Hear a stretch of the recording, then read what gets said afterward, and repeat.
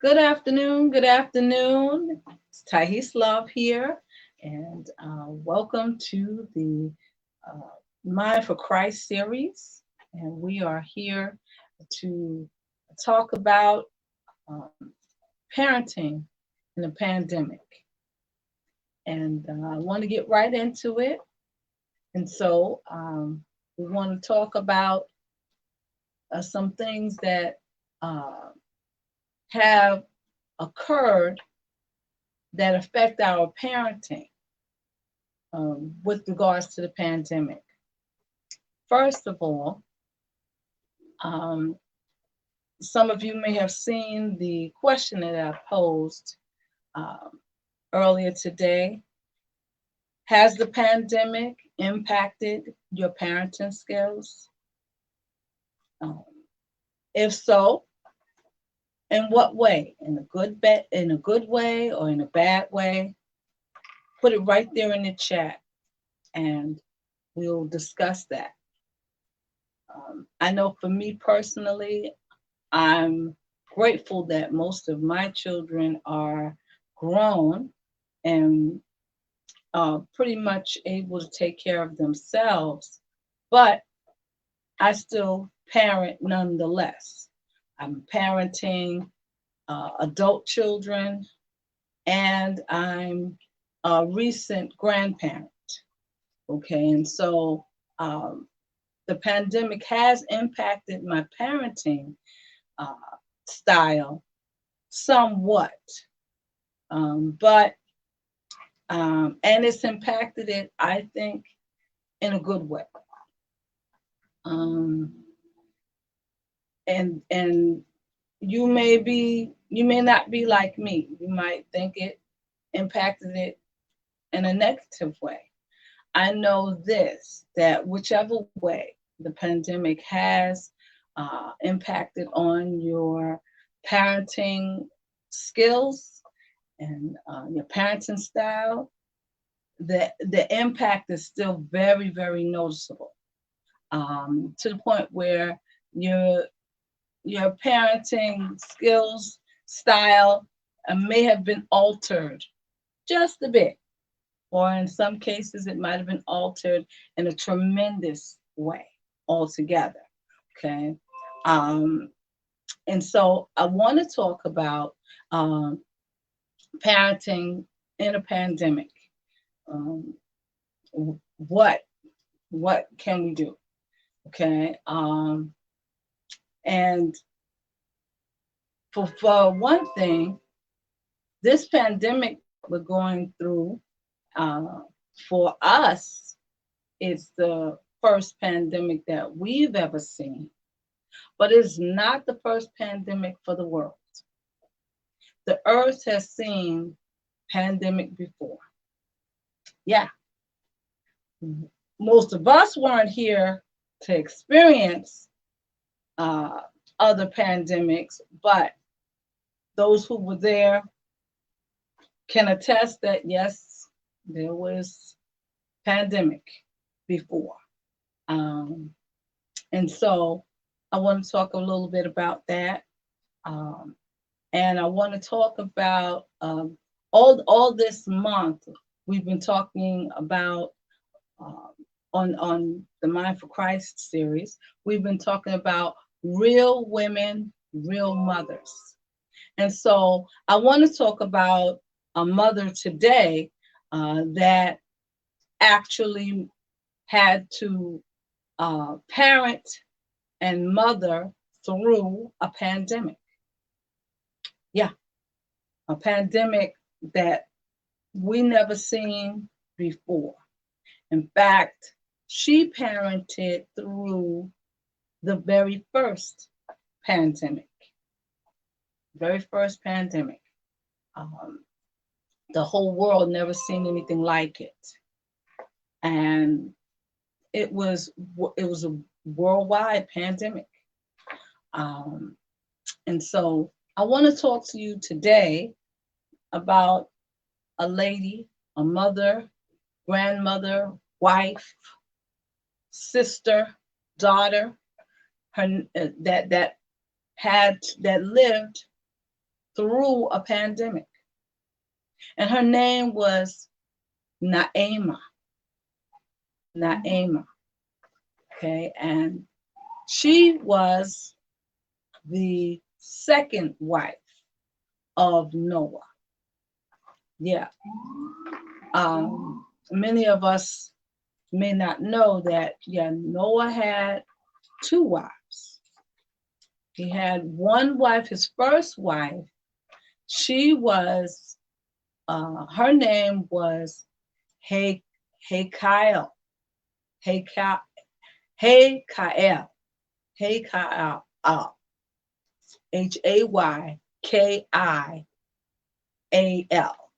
Haykael. Kyle. Okay, I'm sorry for chopping up her name like that. If someone could, that knows how to pronounce the name properly, put the name, spell it out phonetically in the chat to help me out. But hey, Kyle. Hey, Kyle. Hey, Kyle. She was his first wife. Noah was born, he was the 9th generation after Adam's death. Adam, from Adam and Eve in the beginning. Yeah. That Adam. Noah was a descendant of Adam. He was the 9th generation to occur after Adam's death. Noah is a distant relative or descendant of Adam's son, Seth. So Noah was a Sethite. I think that's what they call it, Sethite, Sethian. But he was a descendant, a son of Seth, going down the years. Seth had some sons, and one was Methuselah, who is Noah's grandfather. Okay, Methuselah is the grandfather of Noah, and Noah is the son of Lamech. Lamech is a son of Methuselah. Okay, and so there was Lamech and Noah's mom got together, and Noah's mother's name was Bertinos.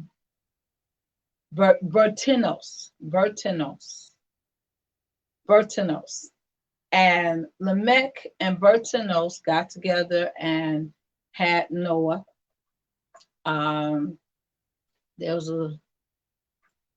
There was some controversy slightly around Noah's birth also, but that's another time.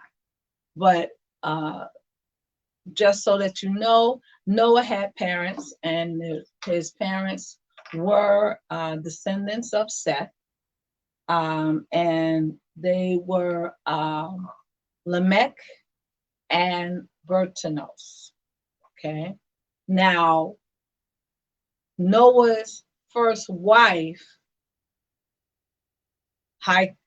Haykial, she was not only his wife, but she was also related to him.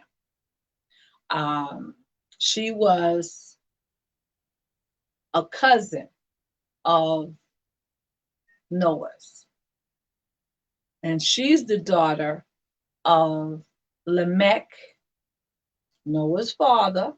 She's a half sister and a cousin. She's the daughter of Lamech and Zillah. Zillah is the sister of Bertanos. Okay, so Lamech got busy with Bertanos, had a son, and then turned around and got busy with Zillah, who is Lamech's sister-in-law technically, okay? And they had a daughter, and their daughter, Kyle, wound up being Noah's first wife. Now, Zillah and Bertanos were descendants of Cain. Okay, so they were Canaanites. So Noah and being a son of Lamech were Sethites, and Noah's mom and auntie were Canaanites. Okay, so just want to give you that backdrop around Noah's first wife. So Noah's first wife, Kyle, she and Noah had a son. They had one son. I'm not sure what happened, why he didn't stay with that one, but from my research, I grew to understand that her name, Kyle, it means temple, okay? But she wasn't as righteous as Noah needed her to be, okay? The Bible says that Noah was a righteous man. Noah was a prophet. Noah was someone that God had his eye on, and God knew he could trust Noah. Okay, God had spoke to Noah and let him know, look, I want to enter into covenant with you. I want to have an agreement with you, and with regards to the state of the earth. And so God had conversation with Noah and gave Noah some instructions. God knew he could do that with Noah because Noah was a man of God. Noah had shown himself to be a man of God. And at the time that Noah lived, the earth was very, very corrupt. Genesis 6:11 says that the earth was so corrupt that even God repented. He was sorry that he had created man and animals and all of his creations, creatures that he created on the earth to live on the earth. They all had become corrupt, sinfully corrupt, spiritually corrupt, so corrupt that it just displeased God so much that it made him sorry that he had created the earth and the fullness thereof. And God was so he was so upset about the level of corruption and the level of sin brought on because of the devil. And in my research, it was brought on because of the spreading of the devil's seed, the demonic seed. At that time, the demons, fallen angels, were mating with humans and having offspring. These offspring were sometimes they were they looked human, but they might have had scales, or might have looked like half human and half an animal. Excuse me.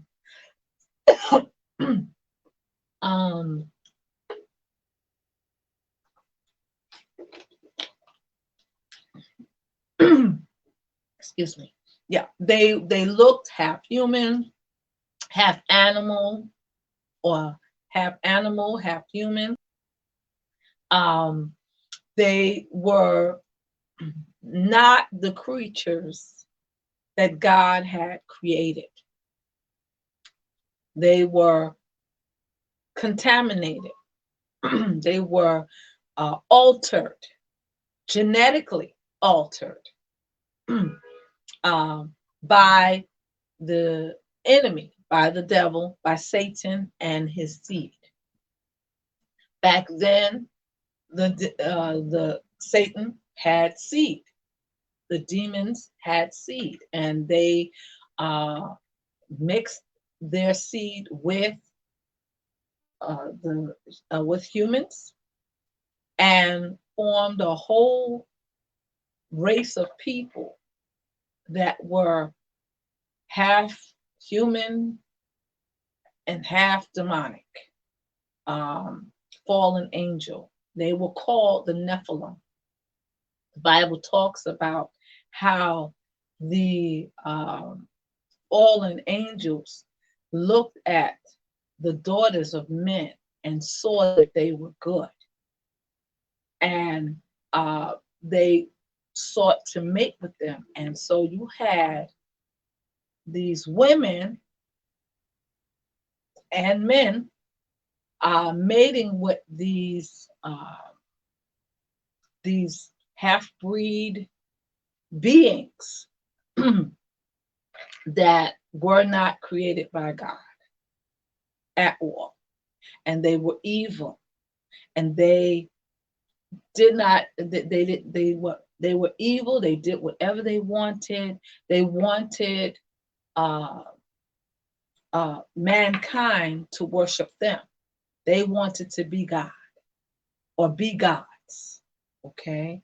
And so this race of beings were called the Nephilim. And the Nephilim were the offspring of that were born from human and demonic seed. Okay. And so Noah was born at this time, and it was his generation that was just, really, really excessive with regards to this. Noah's generation was the 9th generation after Adam died. Okay, so 9 generations after Adam's death, creation had gotten to the point, the creatures had gotten to the point where God was disgusted with all of the animals and everything that he created. He was disgusted with it. And he wanted to just destroy all of it. But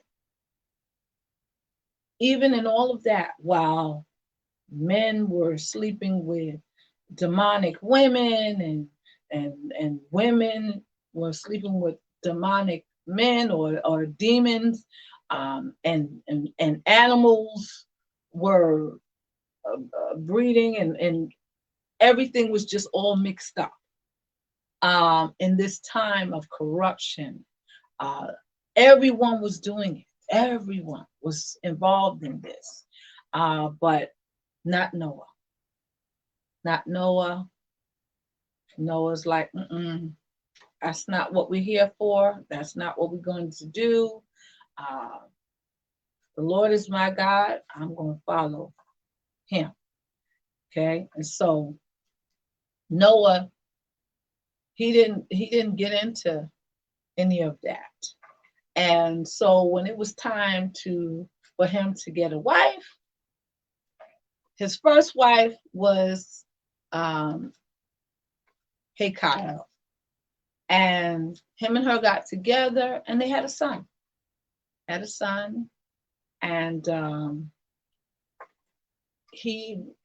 Noah may have shared with her some of the things that he saw, some of the things that that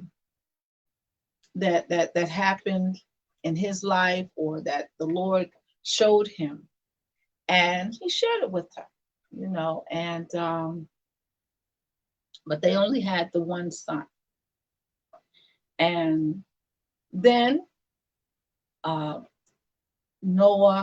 the Lord blessed him for him being righteous and living a blameless life. The Bible says in Genesis chapter 6, verse 8, he lived a blameless life.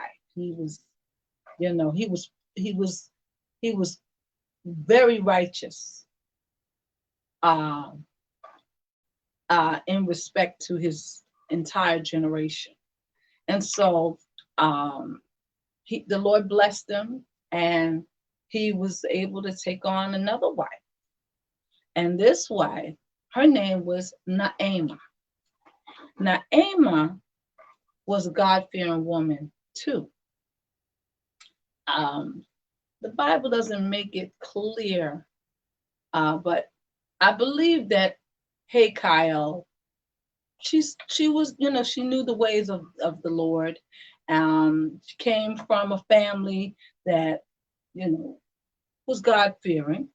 And Lamech, he was a man that, followed the Lord. He was a Septian, okay, Sethite. So he followed the Lord. He even prophesied that God would make it difficult in man's toiling of the earth in order to get food and tend to the earth. He said he would make it difficult. And so the Lord had showed Lamech even certain things, and then showed Lamech's son Noah more things. So Noah takes on a second wife, Naamah. Naamah is the daughter of Enoch. Enoch and Namusa. Namusa is Naamah's mom. Okay. Now, Enoch is also a son of Methuselah. Okay, so he's a son of Methuselah. So he's related. The bloodline still continues. Okay, then that would make him the brother of Lamech. Okay, so it gets to be a little confusing when you look at the lineage and who is connected to who and in what way. But suffice it to say that Noah's second wife also was, she was a cousin. Um, Enoch was Noah's uncle. And so, and she was a daughter of Enoch and Namusa. Okay. So Naamah, she was a descendant of Cain. Okay, let me just make sure I got that straight because I got my notes and all of this. She was a, wait, no, let me get it straight. Well, I'm not sure who she was a descendant of on her mom's side, but on her dad's side, Enoch, she's a descendant of Seth. Okay. And so on her dad's side, she was a descendant of Seth. She's a Sethite, but I believe if I have it straight in my head, yeah, I believe. I'm well. I'm not. I can't recall now what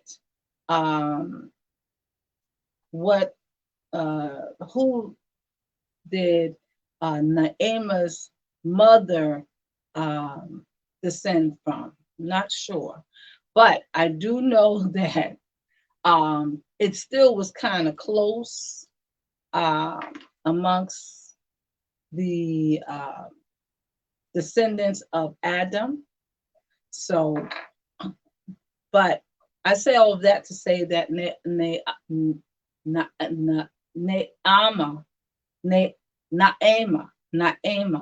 she was a woman of God. She was a God-fearing woman, and even in that time, you had to be careful who you were getting with because so many people were getting themselves involved in having relationships, physical relationships with demons. People were literally having physical relationships with demons and allowing themselves to totally become corrupt. Their DNA became corrupt. And so they were giving birth to offspring that had altered DNA. Okay. Some of y'all are starting to see where I'm going with this.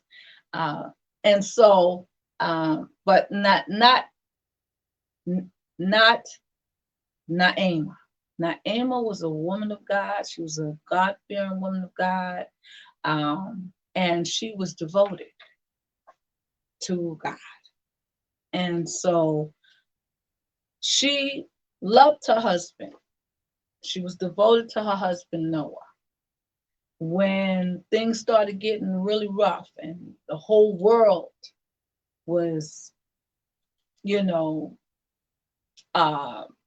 going south, and really just totally disregarding God and his laws. And they were just really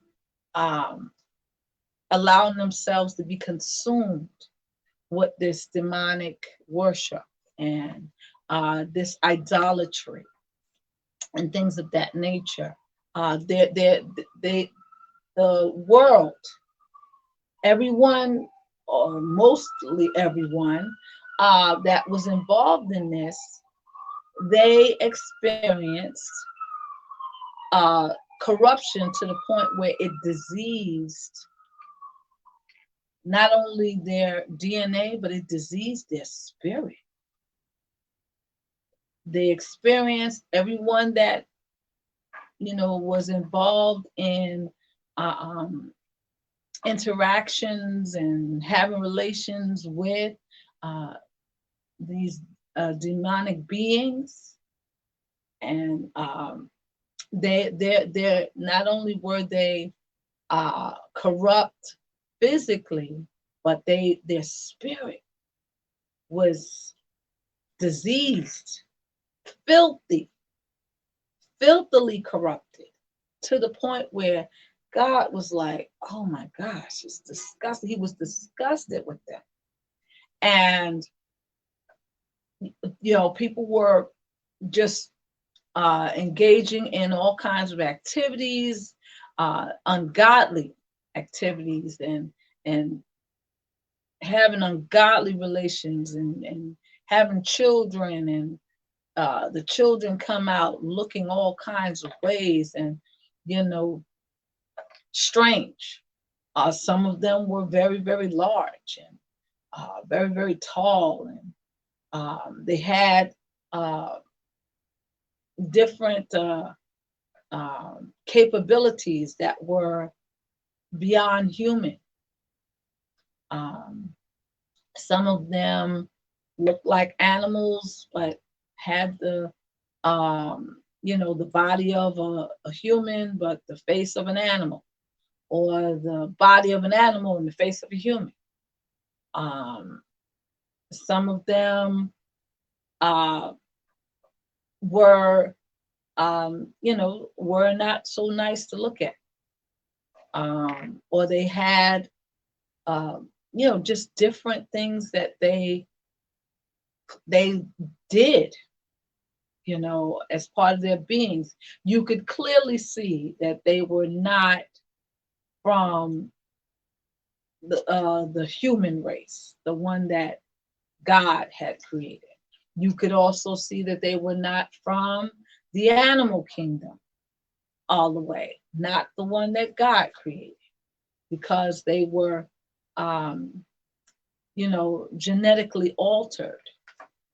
And so, all of these beings were part of the created beings, demonically created beings called the Nephilim.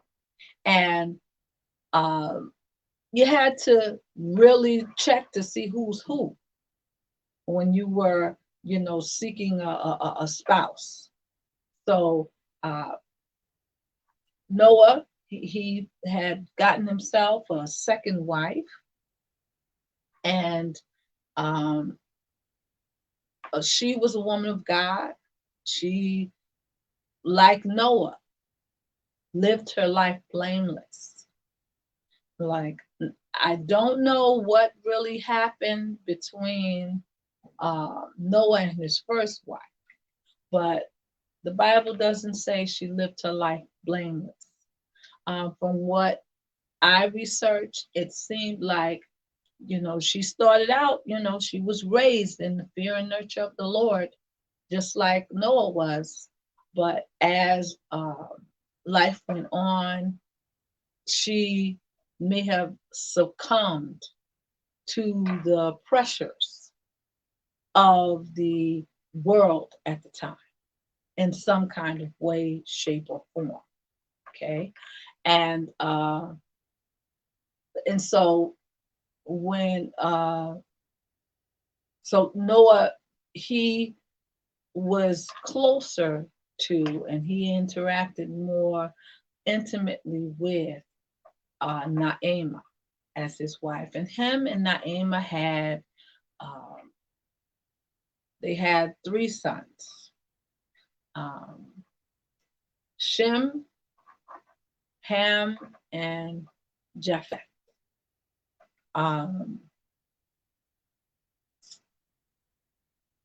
Right, I think, yeah, Shem, Ham, and Japheth.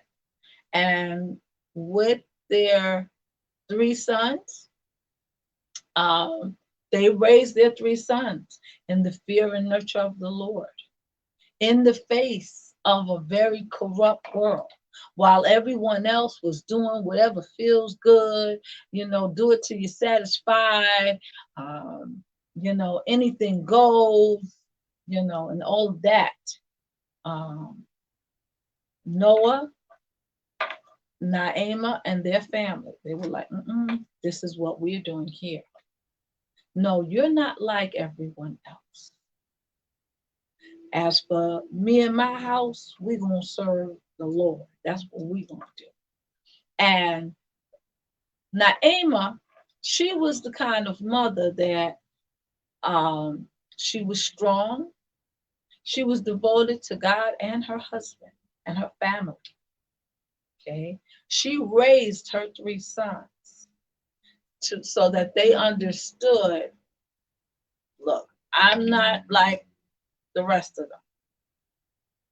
I am the son of Noah and Naamah. I'm just not any old body. So I can't just get out there and just get with any old body.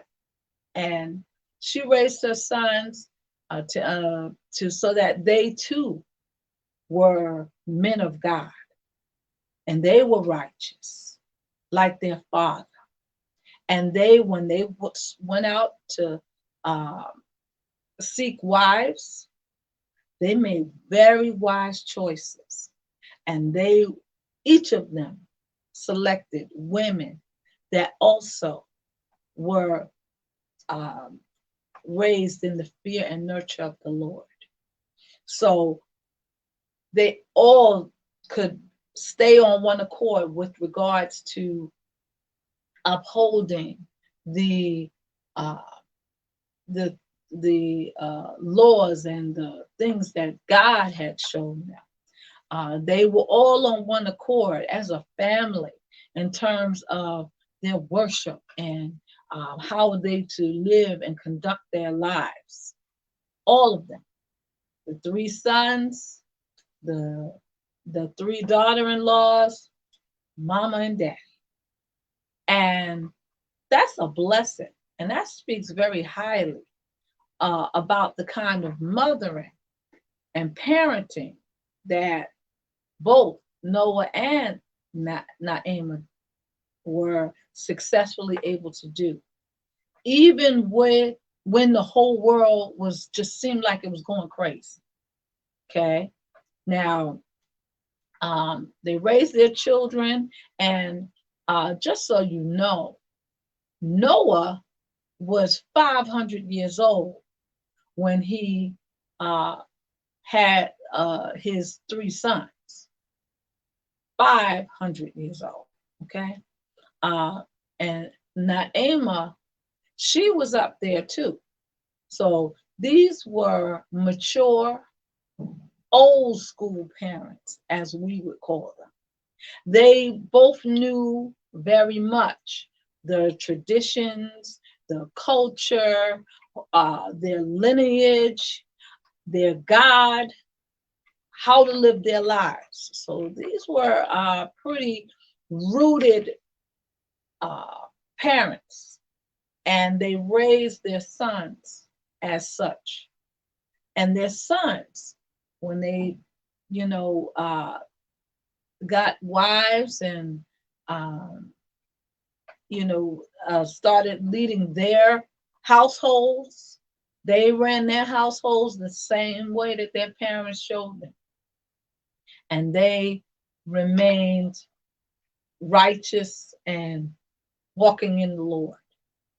Even though they might have had friends that was, dating demon sis over there and, demon brother over there. They didn't get involved in any of that. In fact, they separated themselves and, stuck to the way that they were raised. They didn't conform to this world. They understood that they were in the world, but not of it. And they lived their lives that way. So when the Lord had explained to Noah look, I'm going to send a flood. It's going to rain. It's going to rain. I'm going to get rid of all of this abomination. I'm going to get rid of all of this corrupt beings. I'm going to rid the world of these demon seeds. I'm going to exterminate it. In fact, I would have destroyed the whole earth and everything in it, but because because you managed to remain righteous, even in the face of all of this corruption and stuff going on, you remained righteous. I'm going to establish a new covenant with you, starting it with you and your family. I'm going to make it rain. And I need you to build an ark. I need you to build a big boat. And the Lord gave Noah instruction on just how to build that boat and the dimensions and, what wood to make it out of and all of that. The Lord gave Noah specific instructions, and Noah followed those specific instructions to the T. Noah was very obedient. Now, as Noah was building this ark, it took Noah 100 years to finish this ark. Why did it take him so long? Well, while he was building an ark, he was also walking around preaching and begging the people to turn from their wicked ways because God said it's going to rain. And Noah preached that sermon, it's going to rain. He preached that sermon, the Bible says, for 120 years. The same sermon, okay? He would preach that sermon, try to let the people in the neighborhood and in the community know it's going to rain, y'all need to get together. And then he would come home and continue working on this huge ark, okay? Now, Noah didn't work on the ark only by himself. His sons, Noah had explained to his family, his wife, Naamah, and his 3 sons, what was going on. He might, I'm not sure, he might have explained it even to his first wife and their son as well. And he's telling, all of them, look, this is what the Lord told me, and it's going to rain. I know it didn't rain yet. I know it's sunny outside. It doesn't look like it's going to rain, but one day it's going to rain because God told me, and I believe what God said. Now, Kyle, Noah's first wife, she's like, really, man? You've been saying that for a long time. Really? It don't look like it's raining. And, everyone else is, they're doing what they do. We should get in on that. We should do like what they're doing out there, to live it up. YOLO, you only live once. That's what Noah's first wife, that was her reaction. But Noah was like, no, we're not doing that. We're not doing that. We're not doing that. If you go out there and you do that, you stand to go have the same fate as all of them out there. And so if you're going to do that, that's between you and your God. You can't say I didn't tell you.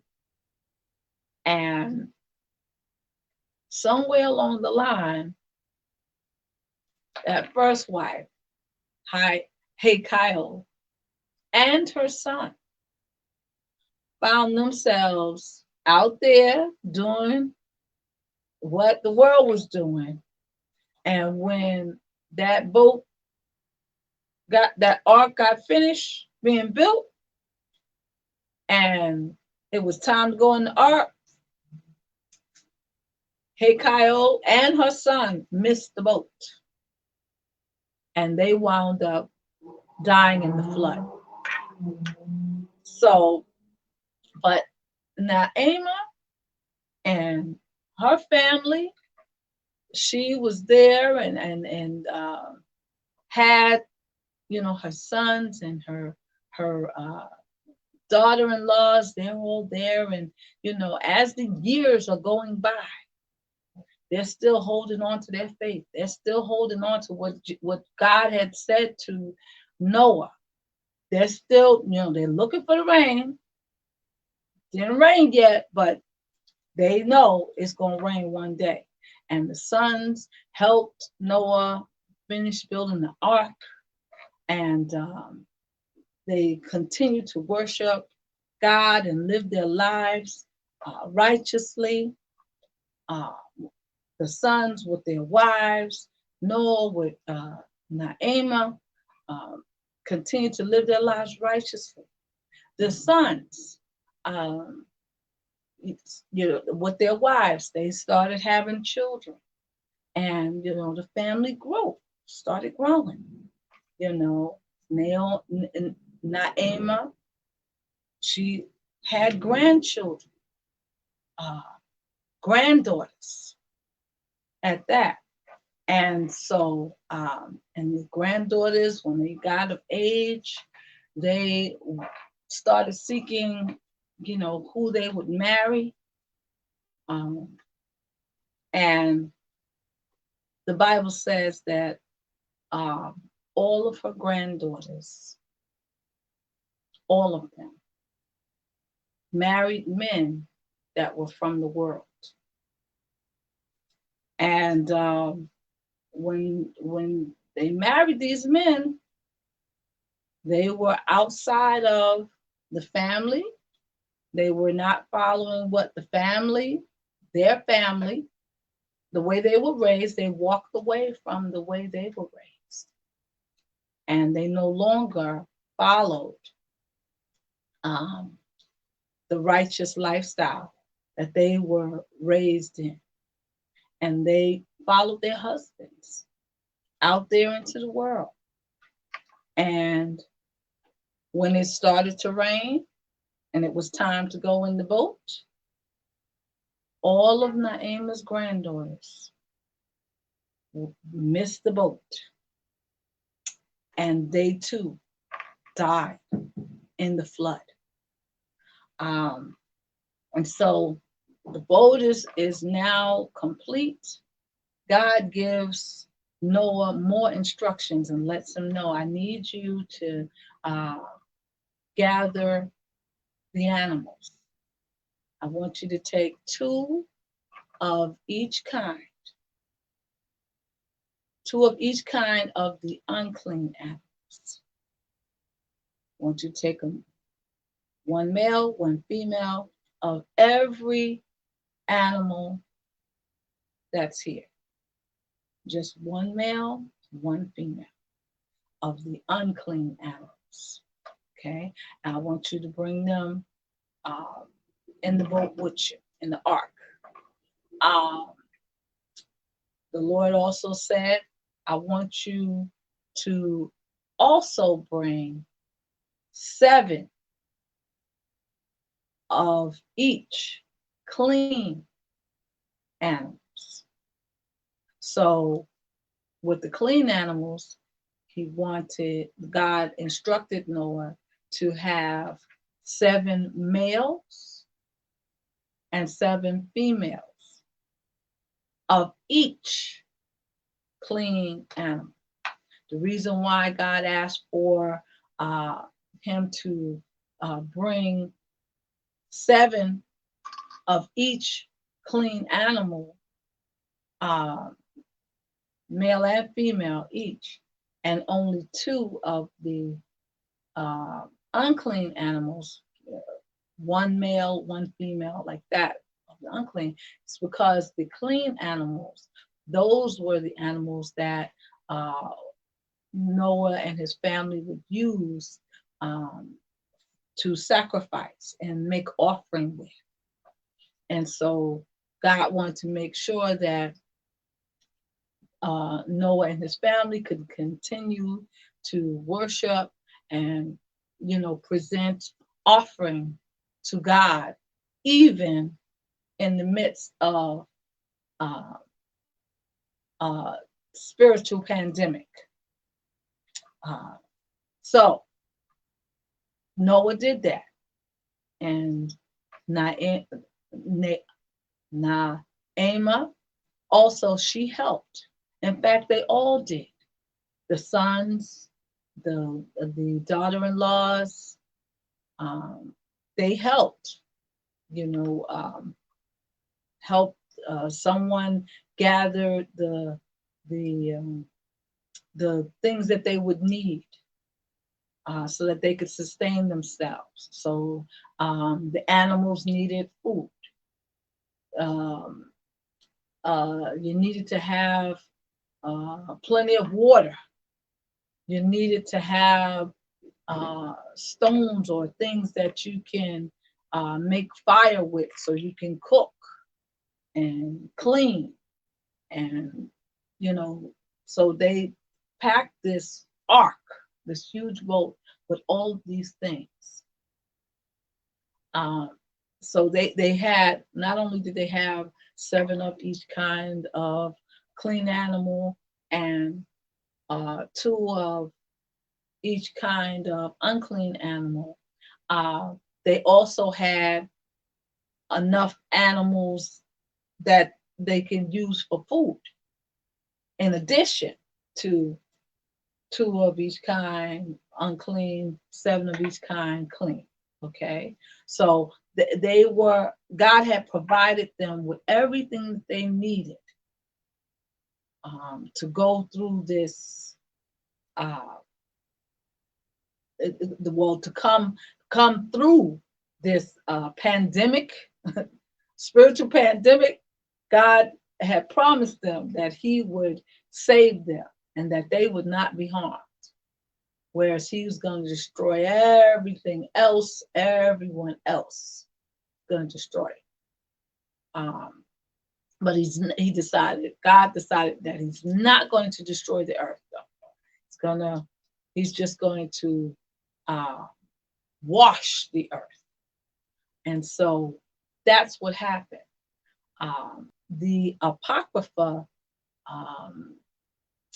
uh, accounts of this state that it was Naamah who made sure she gathered all of the plants so that all plants and green life would not be destroyed in the flood. So she gathered all the plants.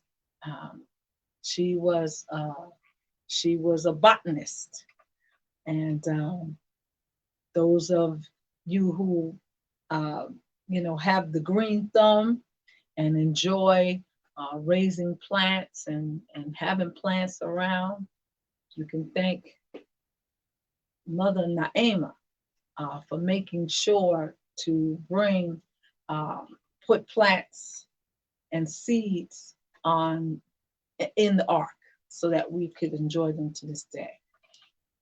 And so that's what they did.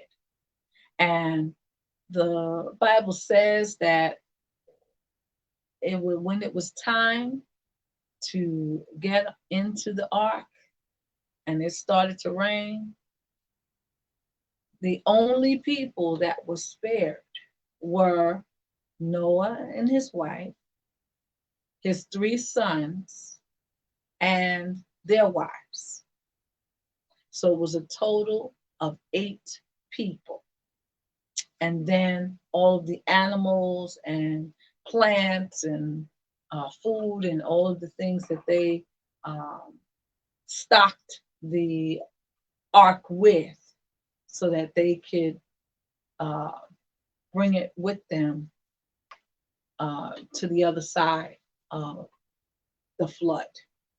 And so It started raining, and Noah successfully got his family inside, and they closed that door. And when they closed that door, can you imagine hearing once the screams, once people realize, oh shoot, it's raining. It's raining hard. Oh, let's run into that and run and get into that, try to get into that ark that Noah was talking about. Could you imagine when Noah closed that door, that ark door? That was it. No one else could get in. Nobody else was getting out. Okay. And you could hear the people banging on the door and screaming, let me in, let me in, let me in, let me in. And the rain is coming down. It's coming down hard. And the water is rising. And you could hear the screams of the people drowning. You could hear people as they tried to grab onto the outside of the ark to try to save themselves, and there was no saving themselves. The Nephilim, you probably heard the roars and the groans of those beings, even trying to escape this flood, trying to escape the rain. But there was no escape for any of them. And as the waters flooded the land, you can imagine all of a sudden the ark lifts. The water starts lifting the ark and carrying the ark, moving it forward. And as the ark is floating on top of the water, the survivors inside can feel the ark as it floats and rocks back and forth with all the animals and everything in there. And the Bible said it rained for 40 days and 40 nights. And could you imagine when Noah and his family peeked out of the window of the ark and they looked out as the ark floated on top of the waters and rocked in the rain? They could see nothing, no buildings, no signs of life, just water across the whole earth. There was no more screams. You didn't hear the screams anymore. Just, it was only dead bodies. And the waters even flooded those. So you didn't even see the dead bodies. You just saw water.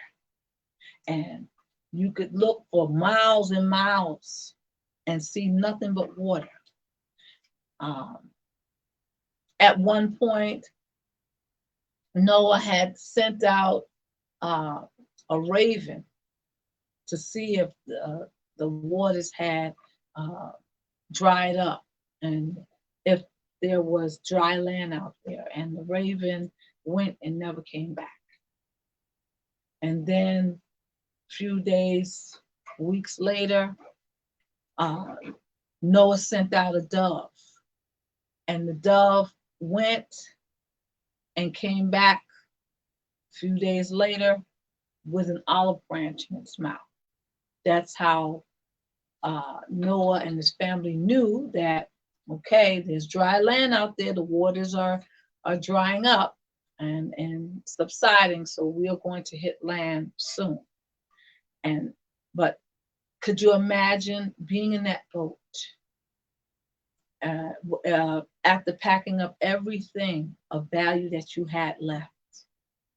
And you're in that boat and you hear the screams, and you think about all of the people that you lost. There was so much loss. Uh, yeah, uh, Noah, he lost family members, loved ones. So did his wife.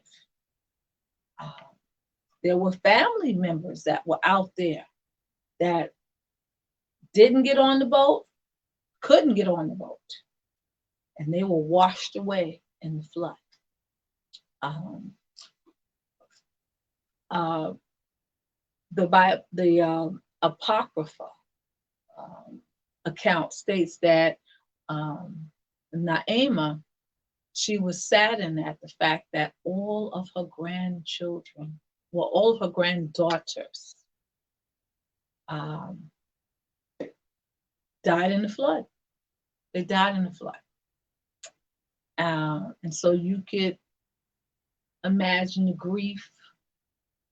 You could imagine, we got to start all over again. There was sadness even on the ark. There was trauma. Probably at some time or another, members of Noah's family may have had trouble sleeping at night because they're thinking about the screams that they heard. They're thinking about their friends and their neighbors that they used to interact with are all dead. And so it was rough on that ark. It was rough. And I'm sure the sadness was heavy, but somebody had to keep the family going. Somebody had to encourage the family. Okay, God has taken us through this. God saved us. We lost a tremendous amount. Yes, but we have so much to live for. We have a whole bright future ahead of us.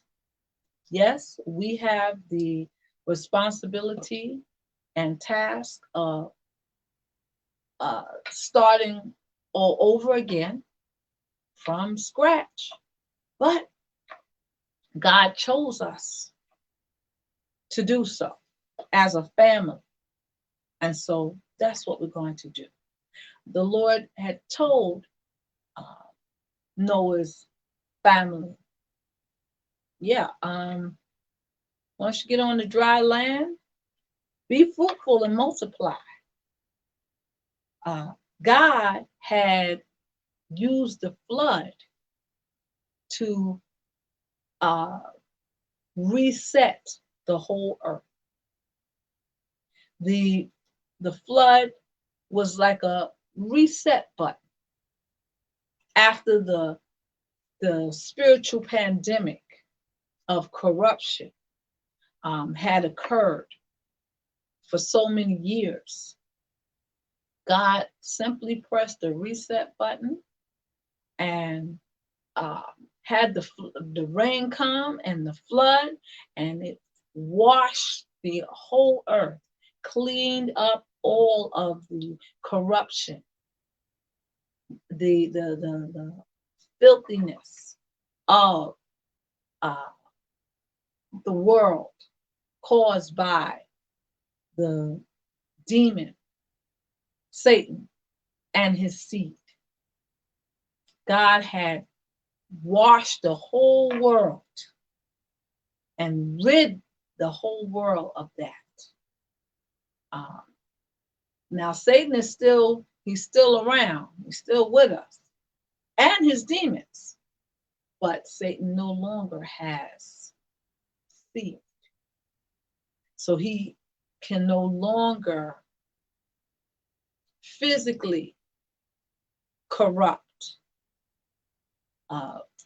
God's creations.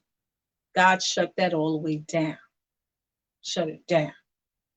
So that will never happen again.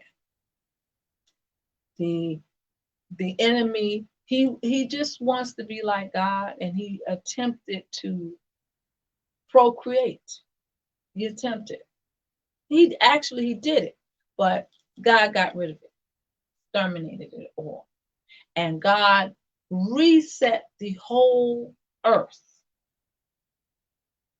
back to perfection.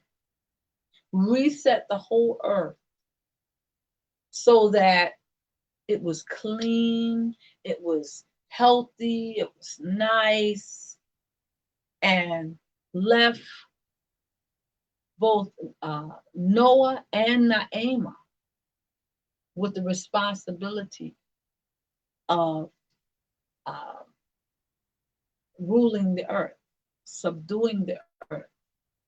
They had to bring the animals out on the dry land and feed them and make sure and breed them.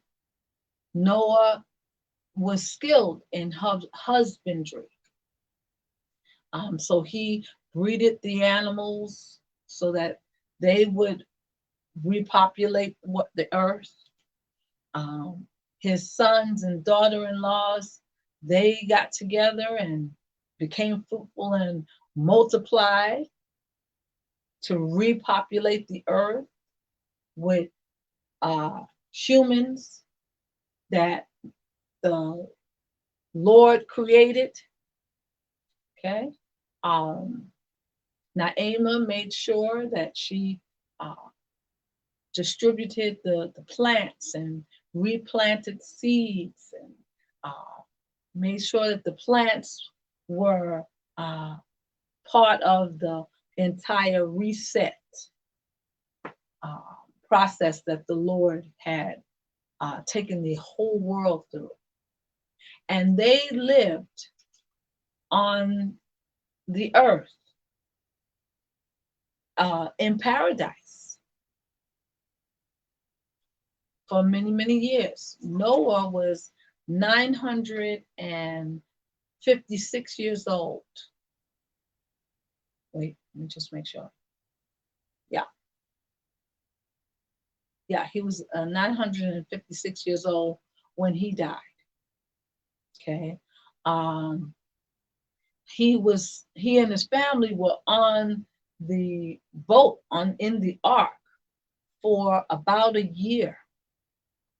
Okay. Could you imagine? It took 100 years just about to build the boat. He preached for 100 years, 120 years, trying to warn the people and get them to turn away from their wicked ways and turn to God for 120 years. And only people he was able to save was his own household, his own family. That was it. And even some of them, two of them that was part of his household, he couldn't save them. They went to the flood. And so they reach on dry land and they, began the process of repopulating the earth. The Lord used them to restore the earth. So the earth as we know it today, we get to enjoy it largely because of Noah and Naamah and their family. And so they went through a pandemic. It was a spiritual pandemic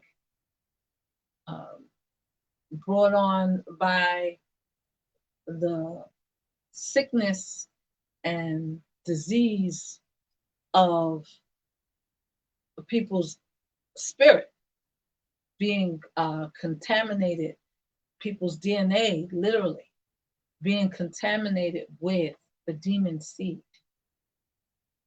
That was the first pandemic, at least recorded in the Bible. And so Naamah, who was the mother that she was like a second Eve. It was through her and her children that we all are here today. We all are descendants of Noah, direct descendants of Noah and Naamah. Okay, and so um, Noah and Naamah, they did a really good job in making sure that they carried out God's instruction to the T, and the Lord blessed them for that. Um, but let's look at what Naamah had to do in terms of her parenting. Uh, Parenting through a pandemic. Could you imagine? Naamah, the way she lived her life, the way she raised her children, the way she conducted herself with her family, she was a mothering through a pandemic. And she successfully got through that pandemic and continued on with her post flood life. And she was blessed.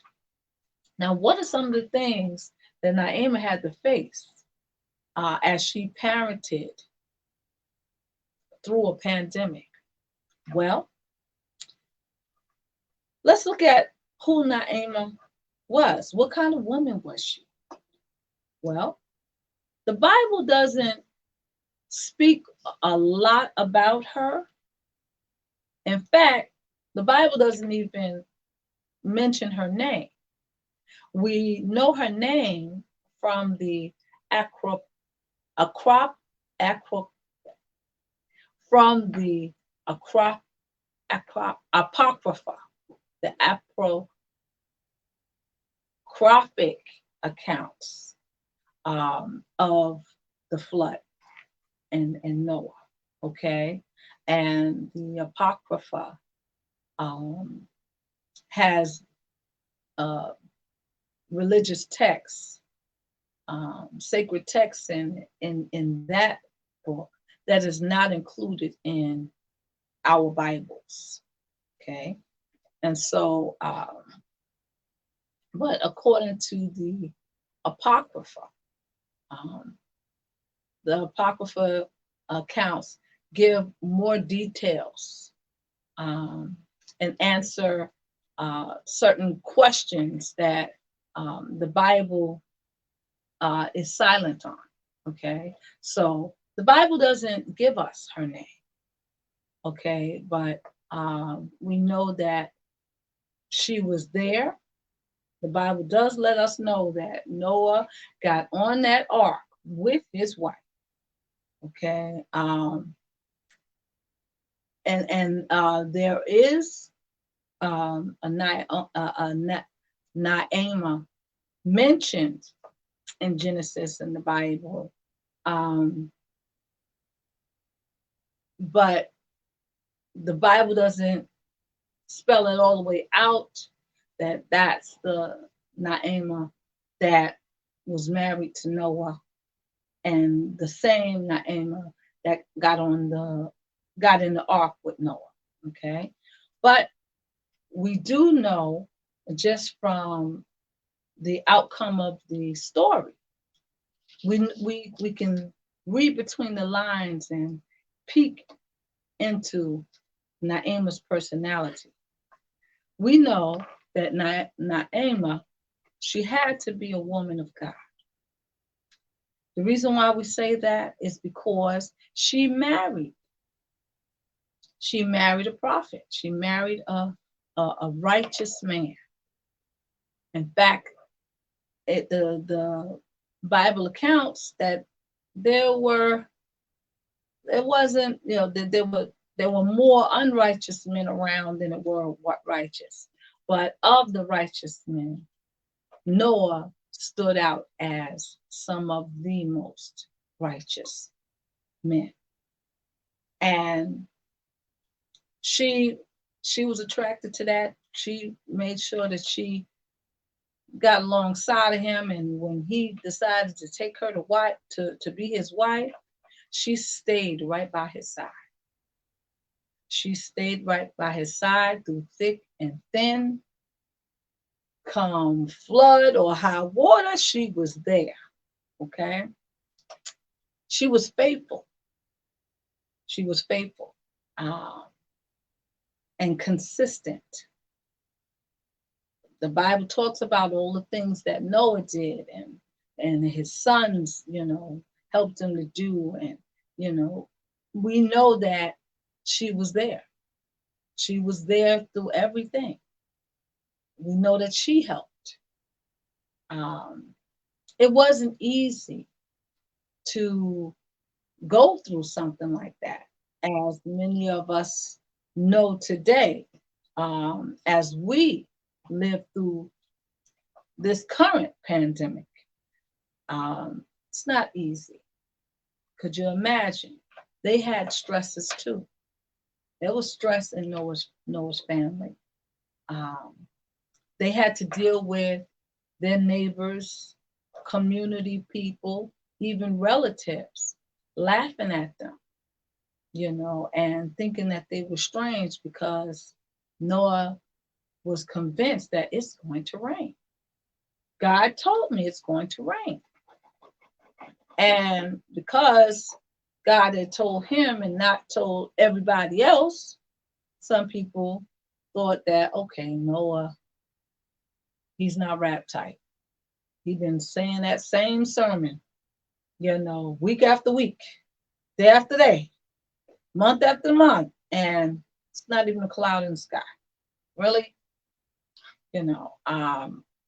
So they had to deal with that, the pressures of the community and the family relatives. It was like, well, man, why are you sitting up there? Why are you building a boat? Why are you doing that? Because God says so. And, Noah's own family members, relatives, laughed. They didn't believe him. And so, but Naamah did. She believed everything that Noah said. And she stuck by him, and she supported everything that Noah said and that Noah did. So she was a faithful woman. She was consistent also. She was a patient woman. She had to be. She had to be. Being there day after day, week after week, month after month, assisting Noah. Noah only had the instructions that God gave him. Noah had only the tools that God had given him to create this monstrosity of a boat. Okay, an ark. No one seen an ark before. No one knew what an ark was. There was no need for it before. But God gave Noah the instructions, and he's there trying to follow the instructions and, construct this ark the way God had given him instruction. There were some days when he got it, and then there were other days when, nope, that's not right. No, we gotta take that piece off and put in another one, or nope, that shouldn't be sticking out there like that. That's not the way God said that it should look. And so they had to try and try and try again until they got it. And Noah worked on that ark every day. It took 100 years. 100 years to complete that ark. And Noah had time to work on the ark, specifically. And when he was working on the ark, he wasn't working on the other things, his other responsibilities. He needed help. And who helped him? That's right, Naamah. and his sons and their wives. But she had to manage, pick up the slack, uh, redirect, learn how to do some things that she didn't know how to uh, do some things better that she might have known how to do, but she had to do it differently. So she was patient and resourceful.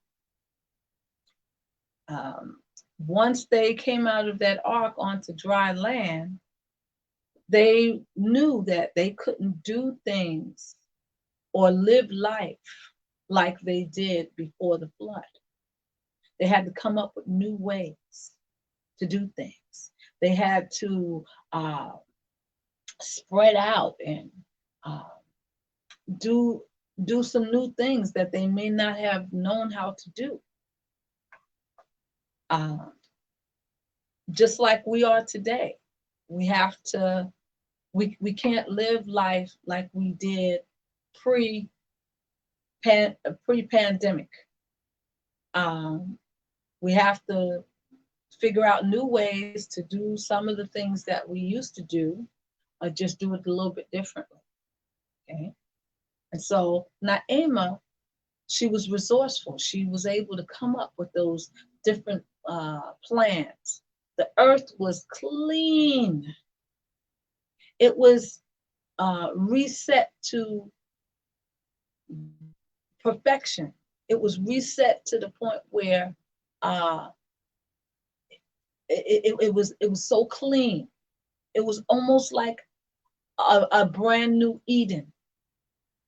Okay, and uh, Noah and his family did not want to be the ones responsible for polluting the earth or contaminating the earth. They already saw how, God don't take too kindly to that. So they had to think of ways where they could utilize the earth's resources and replenish those resources that they used. They couldn't be wasteful and you know uh, careless. Everything that they did, they had to be intentional about it. And how were they able to do that? Naima.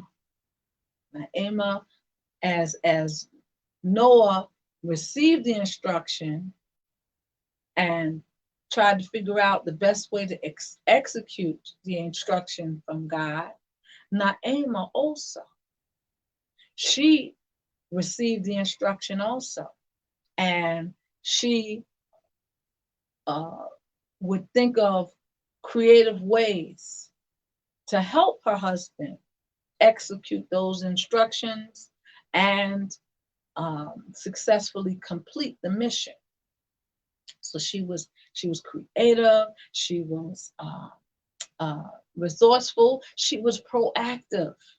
She didn't sit there and say, you know what, I'm gonna just wait till it rains. I'm not going to prepare. I'm gonna just wait till it rains. It don't look like it's raining yet, so when it start raining, then you call me. No, that was not Naima. She got her family together. They worked on plans. They split up the different tasks and the duties that were at hand, and they got everything done so that when it was time to climb into that ark, they were ready. There wasn't no one running late, oh, wait, I forgot my shoe. No, it was none of that. Everything was done in good timing. And then even after the flood, when they came off of the ark, they had a plan.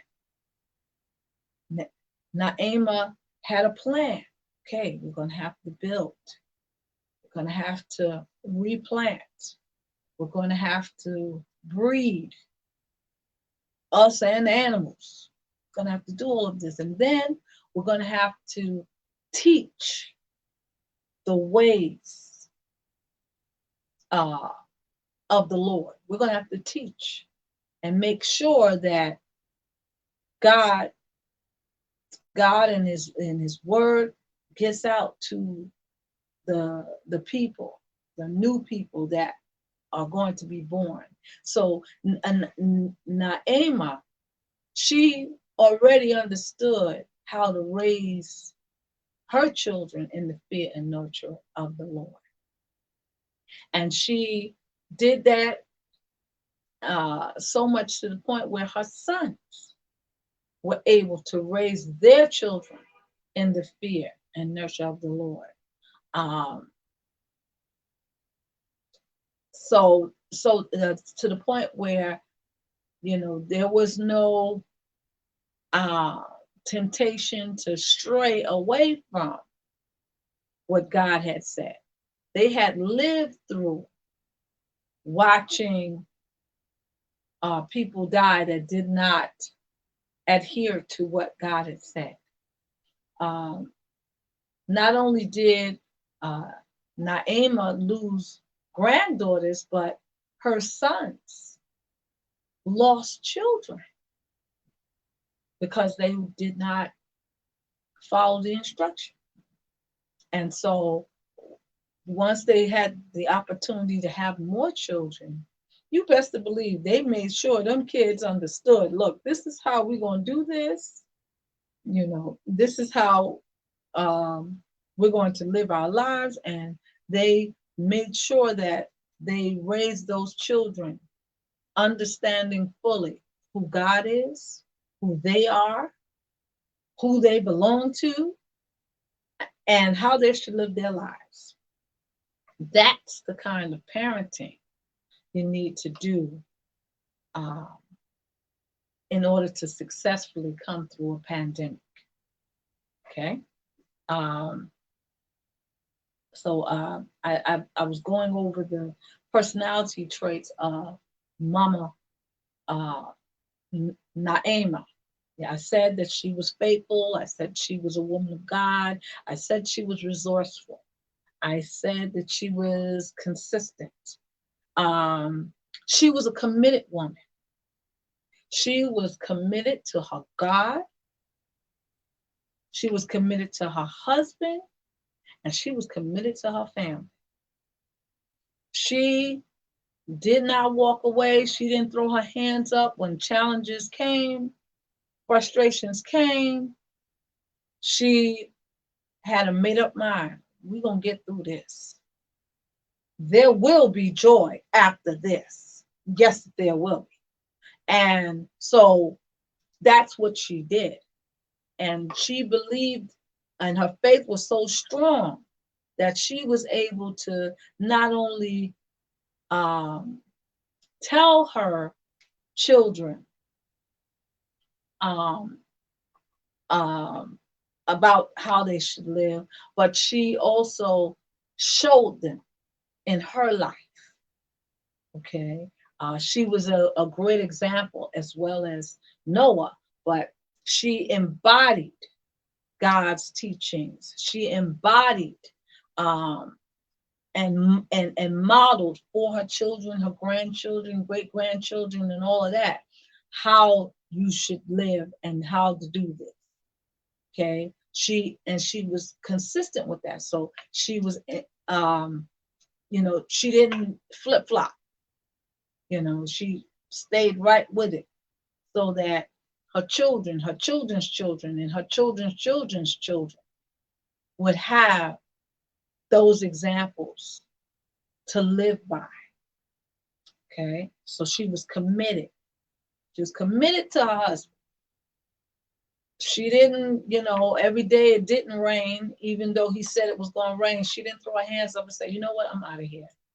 Something is obviously wrong with you. She didn't do like Hey Kyle did. She didn't walk away. She was like, you know what? God told my husband XYZ, and I'm going to see it all the way through. She was committed. She was committed to parenting. Her kids were grown. She had grandkids. She could have said, you know what, let me just go somewhere and just sit down. I don't have to do all of that. I did that already. My kids are grown. They can do what they want. No. She was so committed to parenting that she parented her grown kids, even after they were grown. She parented her grandkids and parented those that came after, maybe her great grands, because she lived a long time. Uh, and so she was committed to parenting. She didn't figure, oh, well, they're over 18 now, so I don't have much to do. I can go ahead and live my life and, have a good time. No, she stood right there. She was so committed to parenting. She was also committed to her family. She was willing to do whatever it took to make sure her family came through that whole flood thing and came through successfully. She was committed. Okay. Um, uh, it's obvious that she loved the husband, and her husband loved her. He had many conversations with her. She was someone that he could bounce ideas off of. She was someone that would encourage him. Uh, you know, when he's out there preaching, it's going to rain, and not one person stood there long enough to hear the sermon. Not one person took what he was saying to heart outside of his family. When he come back in, you know, maybe feeling like, you know what, maybe it's me. Maybe I didn't, deliver that properly, or maybe I'm not getting through to them. Maybe it's my fault I'm not getting through to them. Not Naamah would say to Noah, no, you're doing just what God said. Tomorrow's another day. Get out there and do it again. Who knows? Tomorrow it might be different. And she would encourage Noah, keep going. I'm right here with you. Keep going. And so she was she encouraged and uplifted Noah. Not only did she encourage Noah, but she encouraged her kids, her grandkids.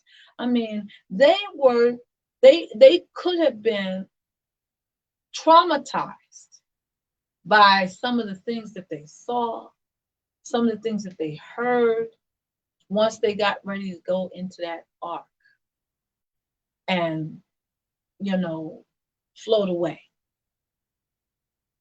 to another land.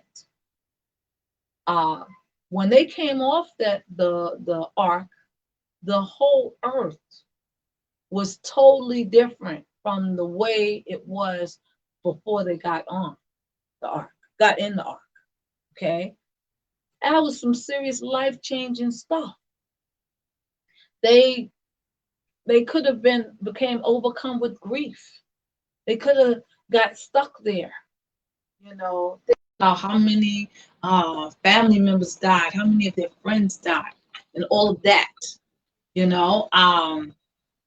could have done that, but they didn't. They stuck to the task at hand and kept on going through. So those are some of the things that are part of Naamah's personality, and which spilled over into the way she mothered and parented. And so I invite you to look at the example of Naamah, Noah's wife, and see some of the things that she did. And she can inspire you to parent differently, even through a pandemic. And so that's all I have for you right now. and I'm going to wrap up this particular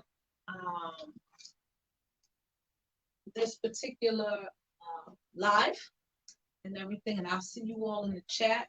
I'm going to I'll be looking for your comments and responding to you in the chat. I am also going on a live a little bit later called Wake the Nation, Tell the People. And so you can catch me on that along with Reverend Flo Chingachita. So I'm going to sign off now and look for you in the chat. Thank you so much for spending this afternoon with me, this now evening with me. And I'll see some of you all tomorrow for our Me Time Monday series. It's been a while. I'll see some of you all on next Saturday for the Saturday show, and I'll see some of you again on Sunday for the Mind of Christ series, where we'll talk about another mother the next week. I've also started a new show called More Than Conquerors, and I am looking for guests. So if you'd like to guest on that show, you'd like to testify about how you overcome a challenge, a struggle, start a new business, have some expertise, be sure to email me at dunamissoundmind@gmail.com. Email me ASAP if you'd like to be a guest on the show. I'll be interviewing you and allowing you to give your testimony, to encourage someone and lift someone. And that show will be aired on Fridays, Friday evenings, okay? But I am currently looking for guests to appear on the show, so please email me. I just need your contact information, and I'll reach out to you and find you, so that you can be on the show. But thanks so much. I really got to go now. Take care. God bless. Bye-bye now.